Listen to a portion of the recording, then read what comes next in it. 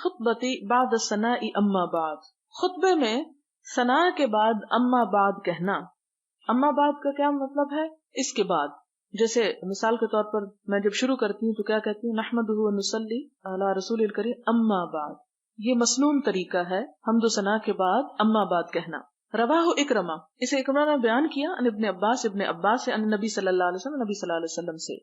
وقال محمود بن غیلان جو استاد ہیں امام بخاری کے، وہ کہتے ہیں حدثنا ابو اسامہ قال حدثنا ہشام بن عروہ قال اخبرتنی فاطمہ بنت المنذر عن اسماء بنت ابی بکر الصدیق قالت دخلت على عائشہ. اسماء بنت ابی بکر کہتی ہیں کہ میں حضرت عائشہ کے پاس داخل ہوئی. یہ حدیث پہلے 2-4 دفعہ گزر چکی ہے. میں صرف عربک ریڈنگ کروں گی، جہاں نئے لفظوں کے وہ بتاؤں. یہ وہی جہاں سورج گہن لگا تھا اس وقت جو نماز پڑھی گئی تھی. قالت دخلت على عائشة والناس يصلون قلت ما شأن الناس فأشارت برأسها إلى السماء فقلت آية فأشارت برأسها أي نعم. قالت فأطال رسول الله صلی اللہ علیہ وسلم جدا، بہت لمبی نماز پڑھی. حتى تجلان الغشي، یہاں تک کہ مجھے غشی آنے لگی. وإلى جنبي قربة فيها ماء، اور میرے پاس ہی پانی کی مشک پڑی ہوئی تھی. ففتحتها، تو نماز کی حالت میں نے اس کو کھول لیا. فجعلت أصب منها على رأسي، اور میں اس سے اپنے سر پہ ڈالنے لگی. فانصرف رسول اللہ صلی اللہ علیہ وسلم، آپ صلی اللہ علیہ وسلم نے سلام پھیرا. وقد تجلت الشمس، سورج صاف ہو چکا تھا. فخطب الناس وحمد اللہ بما هو اہلہ ثم قال اما بعد. قالت ولغت نسوۃ، یہ نیا لفظ لغت، شور و غل کرنا، بک بک کرنا، گپ شپ کرنا. عورتیں باتیں کر رہی تھی من الانصار، انصار کی. فانکفأت الیہن، تو میں ان کی طرف مڑی. لأسکتہن، تاکہ میں انہیں چپ کراؤں. حضرت اسماء کہتی ہیں کہ سلام کے بعد حضور خطبہ دینے لگے اور عورتوں نے باتیں شروع کر دی جیسے کہ عادت ہوتی، تو وہ انہیں چپ کرانے لگی. فقلت لعائشہ، تو میں نے حضرت عائشہ سے کہا ما قال، آپ نے کیا فرمایا ہے؟ قالت قال ما من شیء لم اکن اریتہ. تو حضرت عائشہ نے اپنی بہن کو بتایا کہ آپ صلی اللہ علیہ وسلم نے اس دوران میں جب تم عورتوں کو چپ کرا رہی تھی یہ فرمایا تھا کہ ما من شیء لم اکن اریتہ الا وقد رأیتہ فی مقامی، کہ آج تک جو کچھ مجھے نہیں دکھایا گیا تھا آج میں نے یہاں دیکھ لیا. حتی الجنۃ والنار وانہ قد اوحی الی انکم تفتنون فی القبور مثل او قریبا من فتنة المسیح الدجال یؤتی احدکم فیقال له ما علمک بهذا الرجل فاما المؤمن او قال الموقن شک ہشام فیقول هو رسول اللہ صلی اللہ علیہ وسلم هو محمد جاءنا بالبینات والہدى فآمنا وأحببنا واتبعنا وصدقنا فيقال له نم صالحا. یہ جواب کس کا ہوگا؟ مومن کا ہوگا کہ حضور صلی اللہ علیہ وسلم آئے ہمارے پاس بالبینات والہدى، فآمنا، ہم ایمان لائے، وأحببنا، اور ہم نے محبت کی اور اتباع کیا اور ہم نے تصدیق کی. تو اس سے کیا پتہ چلتا ہے کہ قبر میں یہ سارے ہی الفاظ بولے جانے کے ہمیں اپنے آپ کو قابل کرنا چاہیے: ایمان، حب رسول، اتباع رسول اور تصدیق رسول صلی اللہ علیہ وسلم.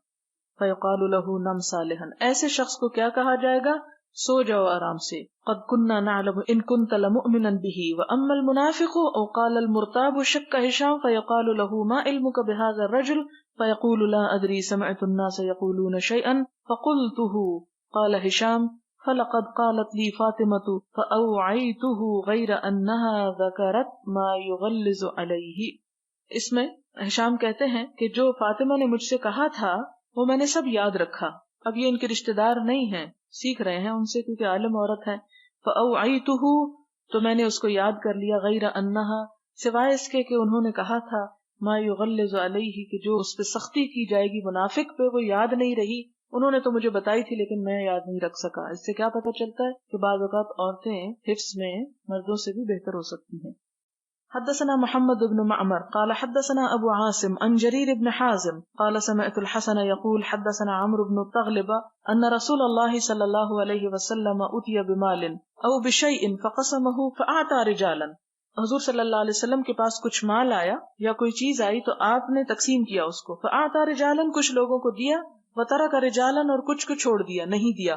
فبلغه، تو جب آپ کو بات پتہ چلی کہ لوگ ناراض ہو رہے ہیں، ان الذین ترک عتبوا، کہ جن لوگوں کو آپ نے چھوڑا تھا وہ ناراض ہوئے، فحمد اللہ، تو آپ نے خطبہ دیا، لوگوں کو جمع کر کے ان کو سمجھایا.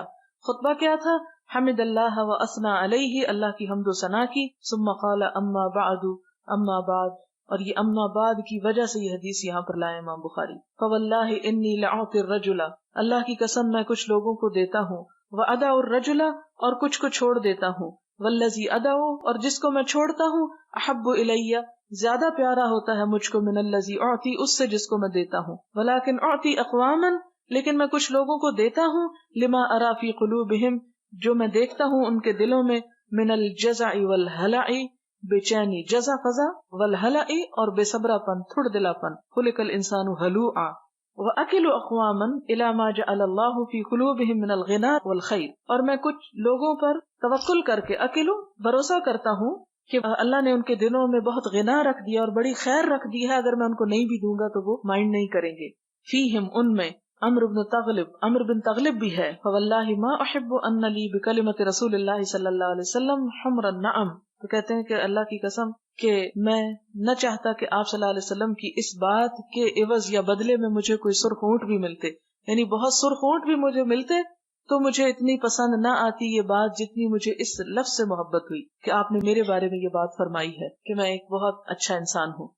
اس سے 2-3 باتیں پتہ چلتی ہیں. ایک تو یہ ہے کہ امیر کو حق دیا گیا کہ جس کو چاہے دے اور جس کو چاہے نہ دے، یعنی اسے ایک اختیار دیا گیا. ضروری نہیں کہ اگر ایک چیز ہے تو وہ سب پر ہی تقسیم ہو تو بات بنے گی، اور اگر نہیں کسی کو ملا تو امیر ظالم ہے.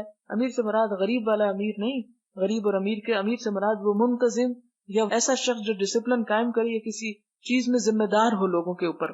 پھر آپ دیکھیں کہ دوسری بات ہمیں یہ پتہ چلتی ہے کہ آپ صلی اللہ علیہ وسلم حکمت کے ساتھ کام کرتے تھے کہ ان لوگوں کو دے دیتے کہ جن کے منہ بند کرنے ہوتے تھے، ان کی جزا فضا اور ان کی بے چینی کو دیکھتے ہوئے، اور ان کو جن پر آپ پر اعتماد ہوتا اور آپ کے توقع پہ پورے اترتے تھے ان کو نہیں دیتے تھے. لیکن آپ دیکھیں اگلی بات یہ پتہ چلتی ہے کہ آپ صلی اللہ علیہ وسلم نے برسر محفل ایک شخص کی تعریف بھی کی. عموماً لوگ کہتے ہیں وہ جو ایک حدیث میں آتا ہے نا کہ تعریف کرنے والوں کے منہ پہ خاک پھینکو، تو اس سے پتہ چلتا ہے کہ کبھی کسی کی تعریف کر ہی نہیں سکتے. نہیں، تعریف کر سکتے ہیں. یہ آپ صلی اللہ علیہ وسلم کی سنت ہمیں یہاں سے پتہ چل رہی ہے. اور تعریف کس لیے کی جائے گی؟ انکریج کرنے کے لیے اور کسی کی خیر اور خوبی کا اعتراف کرنے کے لیے کہ ہاں فلاں شخص میں یہ خوبی ہے. اور اس میں آپ دیکھیں کہ آپ سب کے سامنے کر رہے ہیں. اور بعض اوقات انسان سوچتا ہے اچھا میں سب کے سامنے کروں گا، کسی کی تعریف تو دوسرے مائنڈ کریں گے. نہیں، دوسروں کے سامنے بعض اوقات کسی ایک کی تعریف کرنا بڑا فائدہ مند بھی ہوتا ہے کہ تھوڑی دیر وہ مائنڈ کریں بھی، لیکن پھر وہ سوچتے ہیں اچھا یہ زیادہ اچھا انسان ہے، ہمیں بھی ایسا بننا چاہیے. تو دوسروں کے اندر اس شخص کو فالو کرنے کی صلاحیت پیدا ہوتی ہے اور وہ دوسروں کے لیے ایک نمونہ بن جاتا ہے. کیونکہ لوگ کتابوں میں جو باتیں پڑھتے ہیں ان پر عمل کرنا اتنا آسان نہیں ہوتا یا اتنا کنوینئنٹ نہیں ہوتا جتنا انسان کسی ایک شخص کو چلتا پھرتا یا عملی طور پہ کوئی کام کرتا دیکھ لے تو اس کو دیکھ کے اس کے لیے کرنا آسان ہو جاتا ہے. پھر اسی طرح آپ یہ بھی دیکھیں کہ آپ صلی اللہ علیہ وسلم نے کچھ لوگوں کو مال دے کے خوش کیا اور کچھ لوگوں کو تعریف کر کے خوش کیا. اور پھر یہ ہر ایک کے ظرف پر ہے کہ آپ کو کس کے ساتھ کیا معاملہ کرنا چاہیے. یہی معاملہ ہم اپنے رشتہ داروں میں بھی کر سکتے ہیں. ہمارے رشتہ داروں میں کچھ لوگ ایسے ہیں کہ جو ویسے ہی آپ کے بڑے قدردان اور آپ سے محبت کرنے والے ہوتے ہیں. ایسے لوگوں کو اگر کوئی کمی بیشی آ بھی جائے، آپ کوئی نئی بھی چیز دیتے تو وہ مائنڈ نہیں کرتے. لیکن کچھ لوگوں کو جب تک آپ دیں نہ اس وقت تک وہ آپ کے ساتھ کوئی اچھا سلوک نہیں کر سکتے. تو عموماً یہ معاملہ پیرنٹس اور سسرال کے درمیان ہو سکتا ہے کہ بعض اوقات آپ پیرنٹس کو دیتے کچھ نہیں، لیتے ہی چلے جاتے ہو اور اس کے باوجود وہ آپ کو چاہتے ہیں.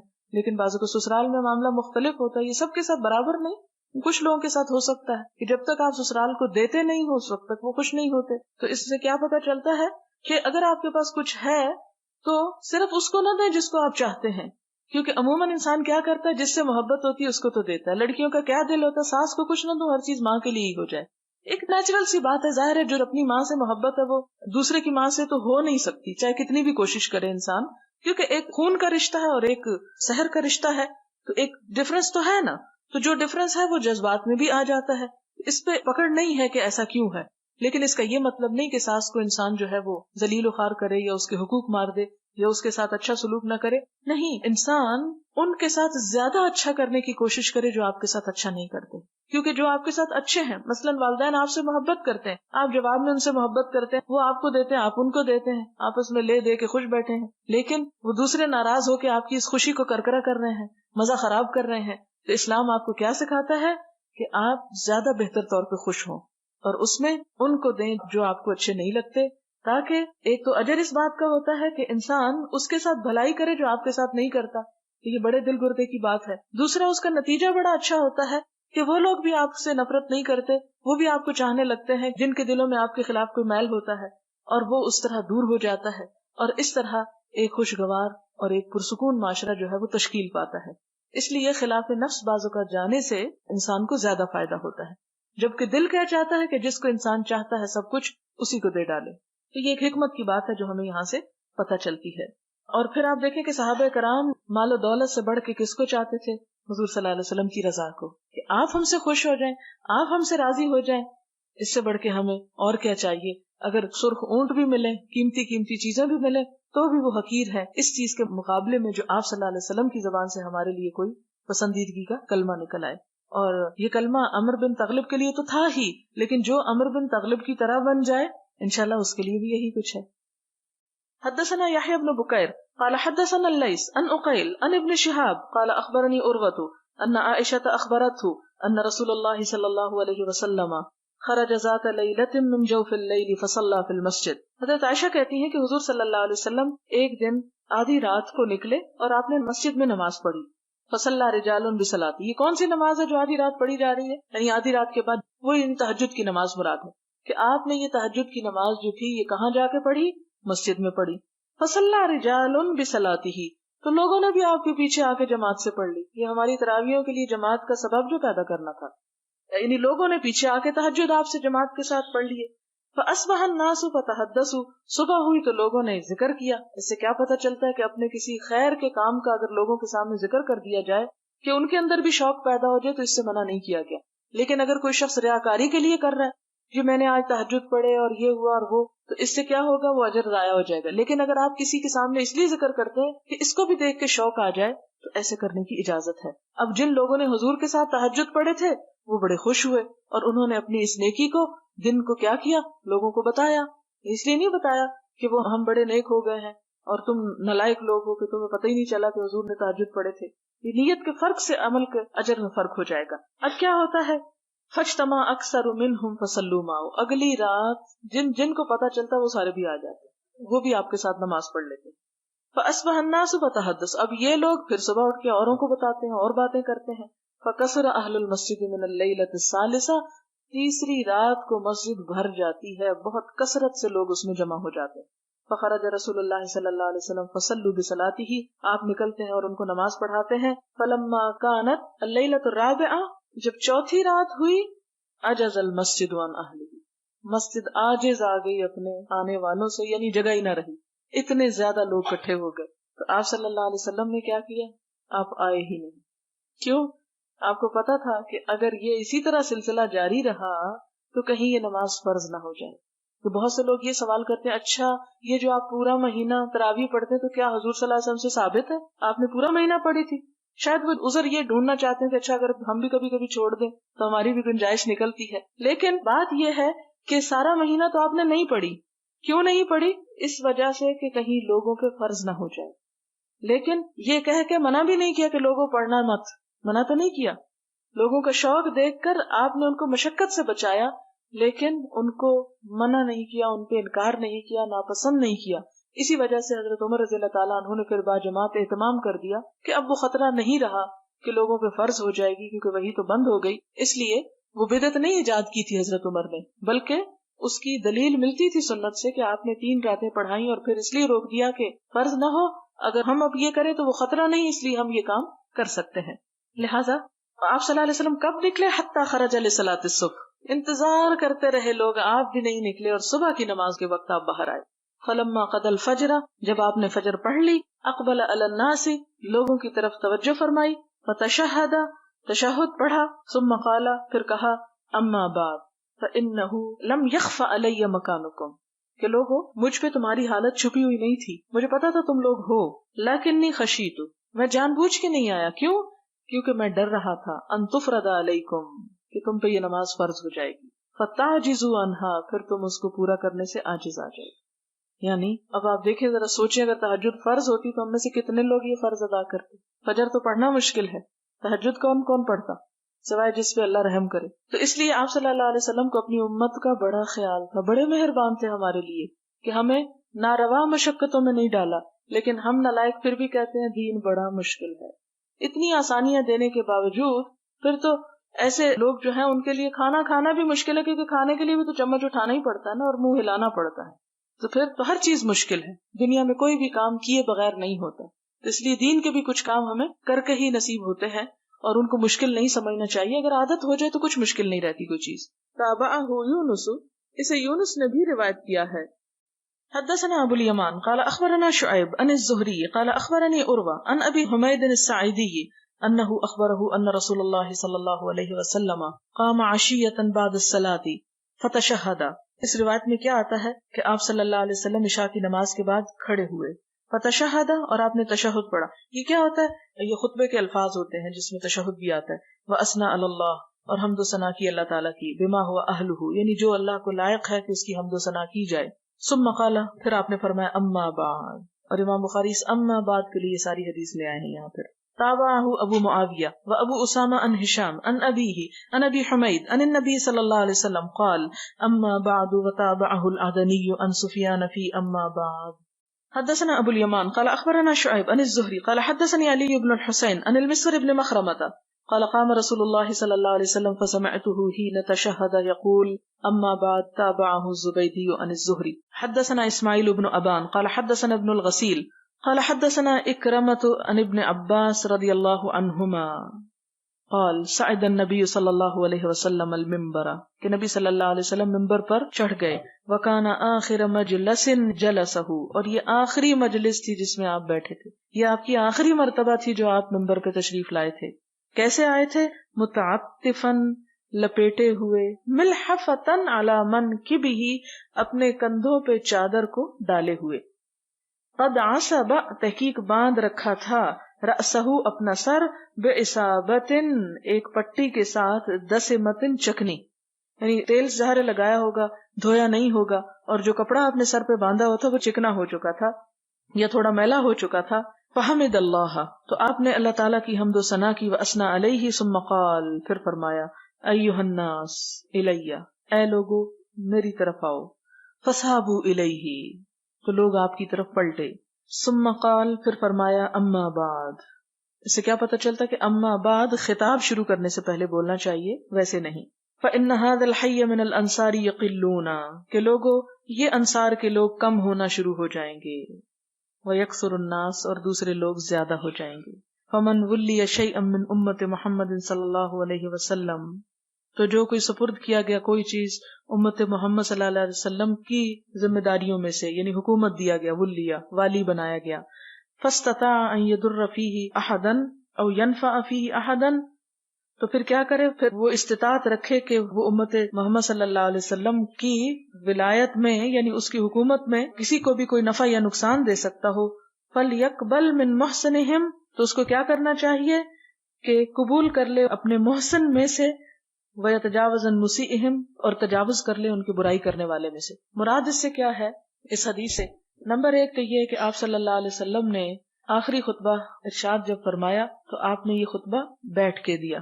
ٹھیک، اس سے کیا پتہ چلتا ہے؟ پیچھے پڑ چکے نا کھڑے ہو کے دینا، یہاں کیا پتہ چلتا ہے؟ بیٹھ کے بھی دیا جا سکتا ہے. دوسری بات یہ کہ خطبہ دیتے ہوئے اگر سر پہ کوئی کپڑا امام کے بندھا ہے، یا سر درد ہے، یا کوئی اس کے جسم پہ ایسی چیز ہے جو عام حالات میں نہیں ہوتی، تو اس کی اجازت ہے. پھر اسی طرح یہ ہے کہ آپ صلی اللہ علیہ وسلم نے انصار کے بارے میں فرمایا کہ اب تو بہت ہیں، بعد میں یہ کم ہو جائیں گے. اس کا کیا معنی ہے؟ ایک معنی تو یہ ہو سکتا ہے کہ آہستہ آہستہ انصار دنیا سے رخصت ہو جائیں گے. دوسرا معنی کیا ہو سکتا ہے کہ انصار جیسے کام کرنے والے دنیا میں کم ہو جائیں گے. یعنی انصار نے کیا کیا تھا؟ مکہ سے آنے والوں کو، مہاجرین کو پناہ دی تھی، تو اب ایسی پناہیں دینے والے اور مدد کرنے والے لوگ جو ہیں وہ کم ہو جائیں گے. اور کیا بات پتہ چلتی ہے کہ پھر محمد صلی اللہ علیہ وسلم کی امت میں کوئی کچھ حکومت پیدا کرے جس کی وجہ سے کسی کو نفع اور نقصان پہنچا سکتا ہے، تو اس کو چاہیے کہ انصار کے نیک لوگوں کی نیکی منظور کرے اور ان کی برائی سے درگزر کرے. مراد یہ ہے کہ میرے بعد جو بھی کوئی امیر آئے گا وہ کیا کرے؟ یہ محسن لوگ ہیں انصار، تو ان سے اگر کوئی بھلائی ہو جائے تو اس کی قدردانی کرے، اور اگر ان سے کوئی برائی ہو جائے تو ان سے درگزر کرے. یعنی ایک طرح سے آپ صلی اللہ علیہ وسلم انصار کے ساتھ حسن سلوک کی تلقین کر رہے ہیں امت کو. کیوں؟ پیچھے بھی آپ کتاب الایمان میں پڑھ چکے ہیں نا کہ ان کی محبت ایمان کا حصہ ہے. اس لیے کہ آپ صلی اللہ علیہ وسلم کا یہ طریقہ تھا کہ جو آپ پر کوئی بھی احسان کرتا، آپ اس کے احسان کو زندگی بھر یاد رکھتے اور اس کا بہتر طریقے سے جواب دیتے. تو انصار نے جو آپ اور آپ کے ساتھیوں پر احسان کیا تھا، اس کے صلے میں آپ سب باقی رہنے والوں کو تلقین کر رہے ہیں کہ جیسے میں ان کے احسان کا جواب بھلائی سے دیتا تھا اور ان کی خطاؤں سے درگزر کرتا تھا، تم بھی ان کے ساتھ یہی معاملہ کرنا.